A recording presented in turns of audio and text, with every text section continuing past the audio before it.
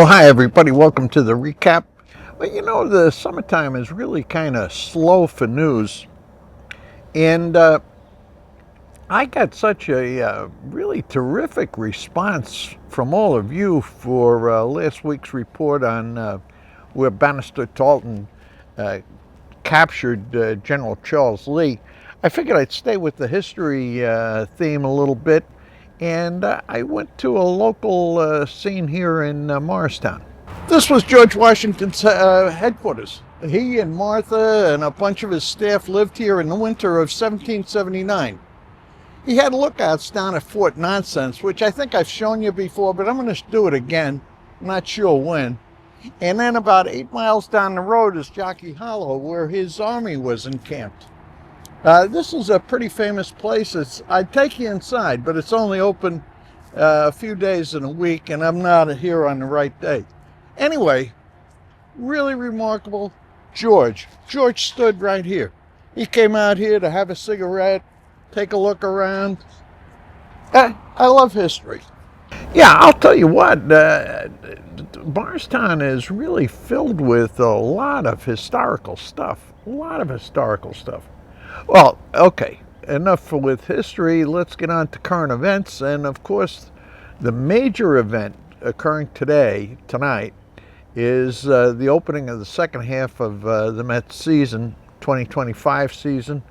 And I thought it'd be useful to take a look back at the first half of 2025 and take a good look at the Mets. Well, we're just past the All-Star break. We're more than halfway through the season, and it's an appropriate time to take stock of where we are. So we're 55 and 42. In other words, 13 games over 500. We're half a game back in the NL East behind Philadelphia. It's going to be a tough fall the rest of the way, but we've got some good news. Sean Manaea is back, and he looked great in his comeback relief appearance. Kodai Senga will be back, and everything is starting to look good. Our top hitters are the ones you'd expect: Soto, Alonso, Lindor. But the thing I want to focus on is a Mets fan, who happens to be driving me crazy. If you watch the Mets, and I hope you all do, there's a guy sitting directly behind home plate in the fifth row up. And what this guy does every time a Mets pitcher is about to throw a ball is he makes these hand gestures. It's sometimes like that, sometimes like this, sometimes like this. Now, this doesn't seem to me to have any impact whatsoever on the pitcher or the pitch that's thrown. None at all. But it's a total and complete distraction. I don't know who this guy is. Maybe you do.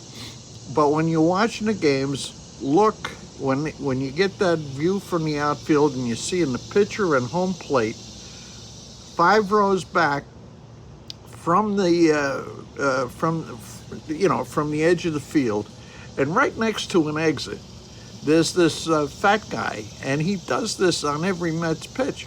Now, when the Mets are at bat, that's when he eats his snacks, goes to the bathroom. That's when he does all that kind of stuff. He makes sure he's in his seat, and he makes sure that he does this on every single pitch. He stays for the entire game. Now, he's not at 100% of the home games. He misses some, and they seem to be mostly on the weekends when he misses them. But maybe you take a look, and maybe you know something. Maybe you know who this guy is. Anyway, that's my Mets roundup for midway through the season. Everything is looking good, except, as far as I'm concerned, this Mets fan who just plain annoys me. So check it out, and check out the Mets. It's going to be a great, great balance of the season. If you know who this guy is, I wish you'd ask him to stop. I mean, I'm glad to see a guy who's that devoted coming out to practically all of the Mets home games. And he stays for the entire game, by the way. but to me it's a little annoying looking at what he's doing, and he's not really having any impact on the game, as far as I can tell. Now, I've got to make I'm going to do a little editorial here. I made a mistake this week. As you may know, on Wednesdays, I post a video, of what's called a short video on YouTube. And, they're usually less than a minute long, and usually they're devoted to TV. I did a video this week where I more or less recommended this show, Ballard, which is on Prime. And like I say, I more or less recommended it. And the mistake I made was that I hadn't watched the entire thing. And after I put that video up, I try to adhere to a schedule, which is why I did this before I had finished all the episodes of Ballard. But when I did that night, I discovered that Ballard was really got a major woke political orientation. And as you know, if you watch me, I'm pretty scrupulous about staying away from political stuff, and I certainly am not sympathetic to the political view that was in this Ballard show. I'm never going to make that mistake again. I'm never going to post a video generally recommending something where I haven't thoroughly watched or seen or read or whatever it was, everything that was going on. So I made a mistake. If you watched it, I've taken it down, and as a matter of fact, I've posted a separate apology on that, because I mean, if you're having any confidence in my recommendations, I'm going to lose all that confidence on the basis of what I did. So I made a mistake.